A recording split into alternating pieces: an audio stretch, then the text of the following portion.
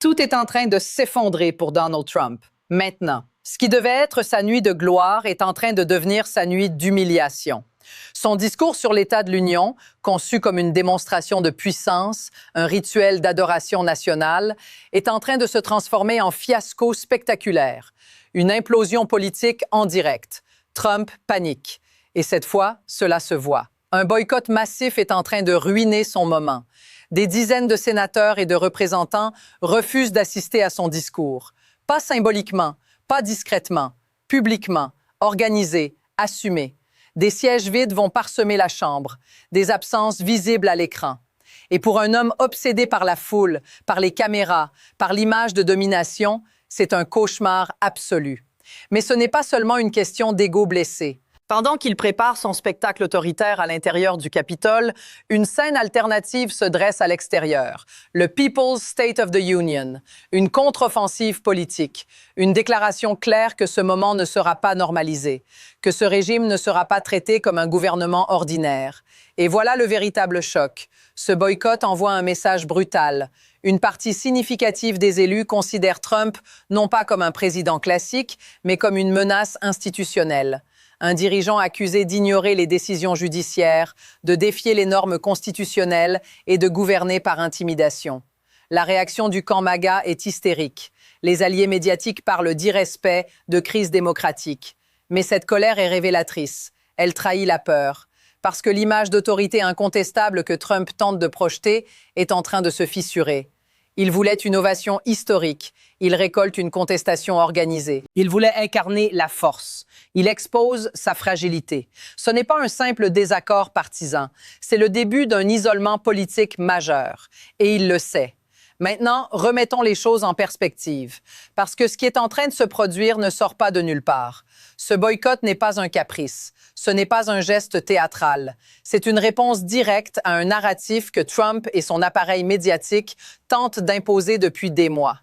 Depuis le début, Trump affirme que tout est normal, que son administration respecte la loi, que ceux qui s'opposent à lui sont des extrémistes. Il répète que ses politiques sont légitimes, que ses décrets sont parfaitement légaux, que les critiques inventent une crise qui n'existe pas. Vraiment? Regardons ce qu'il dit publiquement. Il affirme qu'il a toujours le droit d'imposer des tarifs douaniers sans consulter le Congrès. Il affirme qu'il n'a pas besoin de travailler avec les législateurs pour mettre en place des mesures économiques massives. Il déclare que les institutions doivent simplement accepter ses décisions. C'est une vision impériale du pouvoir exécutif. Et maintenant, confrontons cela aux faits. Des sénateurs annoncent publiquement qu'ils boycottent son discours précisément parce qu'ils considèrent que l'administration ignore les décisions de justice et contourne les mécanismes constitutionnels. Des représentants expliquent qu'ils refusent de normaliser ce qu'ils décrivent comme une dérive autoritaire. Ce ne sont pas des rumeurs, ce sont des déclarations officielles, assumées, répétées sur les plateaux de télévision. La contradiction est flagrante. Trump affirme gouverner dans le respect des règles. Des élus déclarent qu'ils violent ces règles. Trump parle d'unité nationale. Une partie du Congrès refuse de lui offrir la scène symbolique de cette unité. Et quand les critiques émergent, que fait le camp MAGA? Il ne répond pas sur le fond. Il attaque les boycotteurs. Il parle d'irrespect. Il accuse les opposants d'être antidémocratiques pour ne pas assister à un discours qu'il juge problématique.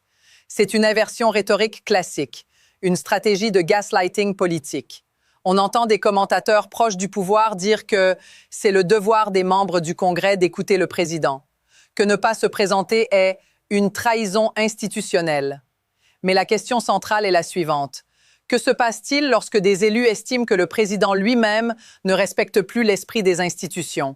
C'est là que la façade commence à se fissurer. Parce que Trump voulait un décor parfait. Une chambre pleine, des applaudissements sur commande, une image de contrôle total diffusée en prime time. Il voulait la photo. Il voulait la narration d'un chef incontesté. Au lieu de cela, il obtient un débat national sur sa légitimité morale et institutionnelle. Et ce débat est alimenté par ses propres déclarations. Lorsqu'il affirme publiquement qu'il n'a pas besoin de travailler avec le Congrès, il nourrit précisément l'argument de ceux qui dénoncent une concentration excessive du pouvoir. lorsqu'il minimise les critiques judiciaires et balaie les oppositions institutionnelles comme insignifiantes, il renforce l'idée d'un exécutif qui ne tolère pas les contre-pouvoirs. Les élus qui boycottent ne sont pas en train d'inventer un conflit. Ils réagissent à une série de déclarations et de positions qui, selon eux, franchissent une ligne. Et plus la réaction médiatique s'intensifie contre eux, plus une question devient centrale. Pourquoi ce boycott provoque-t-il une telle panique? Si le discours devait être un triomphe incontestable, pourquoi tant d'attaques préventives? Pourquoi tant d'insistance à forcer une image d'unité? Parce que l'image compte, parce que les sièges vides comptent, parce que pour un leader qui construit sa force sur la perception de domination, toute fissure visible est dangereuse. Et ce boycott est une fissure que même les discours les plus soigneusement préparés auront du mal à masquer. Maintenant, allons plus loin. Parce que ce qui est en train de se produire autour de ce discours sur l'état de l'Union n'est pas simplement une dispute politique. C'est un affrontement institutionnel qui révèle quelque chose de beaucoup plus profond. Regardons les faits, méthodiquement. Nous avons des annonces publiques de boycott provenant de sénateurs et de représentants. Pas anonymes, pas off the record, officiels, assumés. L'un d'eux déclare explicitement qu'il ne peut pas normaliser ce qu'il considère comme des violations répétées de l'état de droit. Un autre explique qu'il préfère consacrer ses 2 heures à travailler directement avec ses électeurs plutôt que d'écouter ce qu'il décrit comme un discours rempli d'affirmations trompeuses. Ce sont des mots lourds. Et maintenant, mettons-les en parallèle avec les déclarations présidentielles. Prenons la question des tarifs douaniers.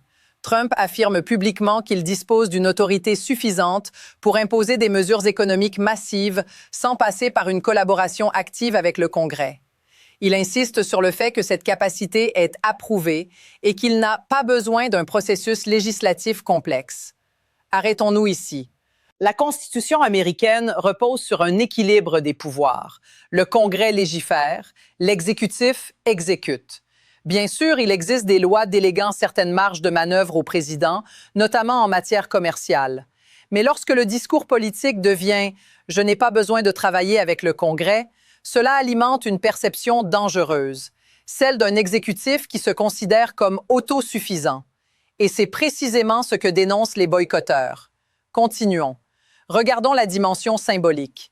Le discours sur l'état de l'Union n'est pas une simple allocution. C'est un rituel constitutionnel. Un moment où les 3 branches du pouvoir se retrouvent physiquement dans la même pièce. L'exécutif, le législatif, le judiciaire. Les juges de la Cour suprême sont présents. Les chefs militaires sont présents. Les membres du cabinet sont présents. C'est une image d'équilibre. Mais que se passe-t-il lorsque des élus estiment que cet équilibre est déjà compromis? Certains expliquent que l'administration actuelle a ignoré ou minimisé des décisions judiciaires défavorables. D'autres dénoncent une politisation agressive des institutions fédérales. Même si l'exécutif conteste ces accusations, le simple fait que des élus considèrent ces pratiques comme problématiques est révélateur d'une rupture de confiance. Et cette rupture se matérialise par des sièges vides. Regardons aussi la réaction médiatique. Des commentateurs affirment que boycotter le discours est irresponsable, qu'il s'agit d'un manque de respect envers la fonction présidentielle. Mais examinons cette logique. Le respect institutionnel est-il automatique ou dépend-il du comportement perçu du titulaire de la fonction? C'est la question que soulève implicitement ce mouvement. Maintenant, analysons la dynamique politique. Trump construit sa légitimité sur l'image de force, sur l'idée qu'il contrôle la narration, que même ses adversaires sont obligés d'être présents, de réagir, d'applaudir ou de protester dans son cadre. Un boycott perturbe ce cadre. Il crée un événement parallèle. Il détourne l'attention. Et cela change la scène. Au lieu d'un unique récit, le président parlant à la nation, nous avons 2 récits concurrents. À l'intérieur, le discours officiel. À l'extérieur, une plateforme alternative qui affirme représenter le peuple. Cette dualité fragilise l'effet d'unité que l'État de l'Union est censé produire. Il faut aussi regarder la temporalité. Nous sommes dans un contexte politique tendu. Les débats sur l'économie, sur l'immigration, sur les relations internationales sont particulièrement polarisés. Lorsque des élus choisissent de ne pas assister au discours, ils ne font pas seulement un geste symbolique. Ils signalent à leurs électeurs que la normalité institutionnelle est, selon eux, déjà compromise. C'est un message stratégique.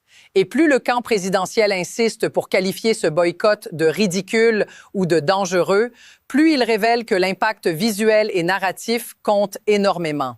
Imaginez la retransmission télévisée. Les caméras balayent la salle, des rangées incomplètes, des plans serrés évitant certaines zones. Les commentateurs mentionnent l'absence de plusieurs figures politiques. Ce n'est pas anodin. Dans une ère médiatique dominée par l'image, chaque siège vide est une déclaration. Enfin, examinons l'effet cumulatif. Un boycott isolé aurait été marginal. 2 ou 3 absences auraient été anecdotiques. Mais des dizaines, cela devient une histoire en soi. Cela devient un signal d'alerte. Et ce signal s'inscrit dans une séquence plus large de tensions entre l'exécutif et certains segments du pouvoir législatif. Ce que nous observons, ce n'est pas seulement une protestation ponctuelle. C'est une remise en question de la normalisation. C'est un débat sur les limites du pouvoir présidentiel. C'est un affrontement sur la définition même de la légitimité institutionnelle. Et que l'on soit d'accord ou non avec les boycotteurs, une chose est claire. Le simple fait que ce boycott prenne une telle ampleur démontre qu'une partie significative de la classe politique considère que quelque chose d'inhabituel, de préoccupant, est en train de se produire. Et dans ce contexte, le discours sur l'état de l'Union ne sera pas un simple rituel. Il sera un test de perception, un test d'autorité, un test de normalité démocratique. Et pour un président qui mise tout sur l'image de contrôle, ce test comporte un risque réel. Maintenant, élargissons le cadre, parce que ce boycott n'est pas un incident isolé. Il s'inscrit dans une accumulation de signaux qui, mis bout à bout, dessinent une trajectoire inquiétante pour Trump. Commençons par la dimension comportementale. Ces derniers mois, ses interventions publiques sont de plus en plus erratiques. Des déclarations contradictoires, des digressions confuses, des moments où il s'emporte, attaque des adversaires de manière personnelle ou répond à des questions techniques par des formules vagues. Ces critiques parlent d'un dirigeant qui improvise en permanence. Ses alliés tentent de présenter cela comme de la spontanéité, mais pour beaucoup d'observateurs, cela alimente une perception d'instabilité. Et dans ce contexte, un boycott massif ne fait qu'amplifier le contraste. Ajoutons la dimension économique. Trump avait promis un redressement immédiat, des prix en baisse, une croissance spectaculaire, une prospérité rapide. Aujourd'hui, les débats se concentrent sur l'inflation persistante, les inquiétudes sur la croissance et les tensions commerciales. Lorsqu'un dirigeant promet un effet immédiat et que les résultats prennent du temps ou restent contestés, l'opposition exploite ce décalage. Le boycott du discours devient alors un outil narratif. Nous ne célébrerons pas un succès que nous ne voyons pas. Continuons. Il y a aussi la dimension internationale. Les relations avec certains alliés traditionnels ont connu des tensions. Les discours musclés sur le commerce, les déclarations abruptes sur les partenariats stratégiques, les messages envoyés aux organisations multilatérales ont suscité des réactions diverses à l'étranger. Certains y voient une stratégie de fermeté. D'autres parlent d'isolement progressif. Dans ce climat, l'image d'un Congrès partiellement absent lors du discours présidentiel renforce une idée. L'unité nationale sur la scène internationale n'est pas acquise. Et puis, il y a la dimension symbolique plus large. Trump a bâti sa carrière politique sur la projection d'une réussite incontestable. L'homme d'affaires triomphant, le négociateur implacable, le leader qui gagne toujours.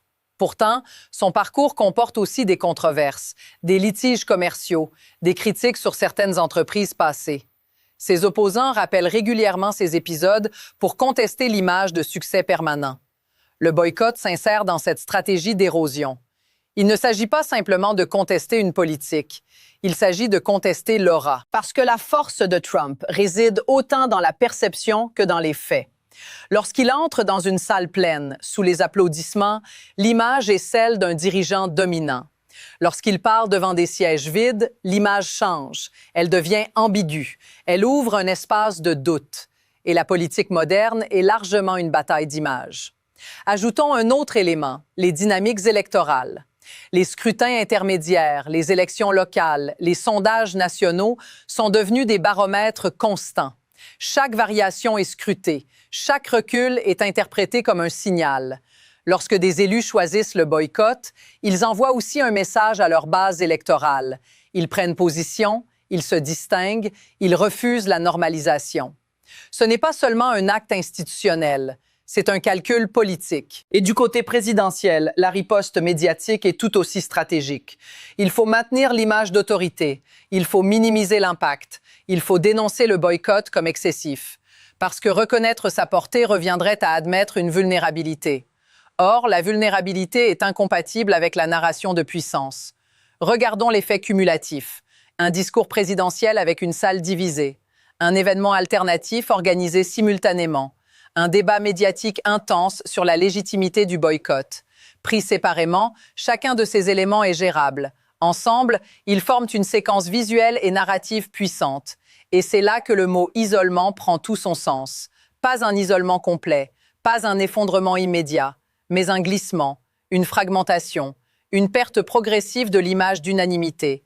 Ce boycott devient alors le symbole d'un moment charnière, non pas parce qu'il renverse le pouvoir du jour au lendemain, mais parce qu'il expose publiquement la division.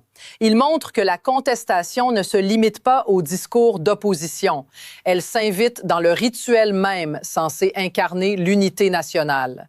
Et dans une présidence construite sur la démonstration de force, ce type de fissure symbolique peut être plus dangereux qu'un désaccord législatif classique. Parce que ce qui est en jeu ici, ce n'est pas seulement une politique, c'est la perception de l'autorité. Et lorsqu'une autorité commence à être perçue comme contestée dans son propre théâtre institutionnel, cela marque un tournant. Un tournant que beaucoup considèrent comme le signe que quelque chose est en train de changer. Ce que nous voyons ici dépasse largement un simple boycott. Nous assistons à un affrontement entre deux visions de la démocratie. D'un côté, une présidence qui revendique une autorité expansive, qui exige la loyauté, qui présente toute contestation comme une trahison. De l'autre, des élus qui affirment que le respect institutionnel ne peut exister sans respect des contre-pouvoirs. Ce moment met en lumière une différence fondamentale, la différence entre l'image et la légitimité, entre la mise en scène de la force et la solidité réelle du consensus démocratique. Les sièges vides ne sont pas qu'un symbole visuel. Ils représentent une fracture politique assumée. Ils signalent que le débat ne se déroule plus uniquement dans les discours, mais dans les actes. Que l'on soutienne ou que l'on critique ce boycott, il marque un moment charnière. Un test pour la normalité institutionnelle. Un test pour la perception de l'autorité présidentielle. Et ce test se déroule sous les yeux du pays. Si vous voulez continuer à analyser ces dynamiques, à décrypter les stratégies politiques et à suivre ces tournants en temps réel, abonnez-vous à la chaîne. Activez les notifications. Soutenez les médias indépendants qui prennent le temps d'examiner les faits en profondeur. Parce que dans une période de polarisation intense, l'information rigoureuse et l'analyse critique sont plus essentielles que jamais.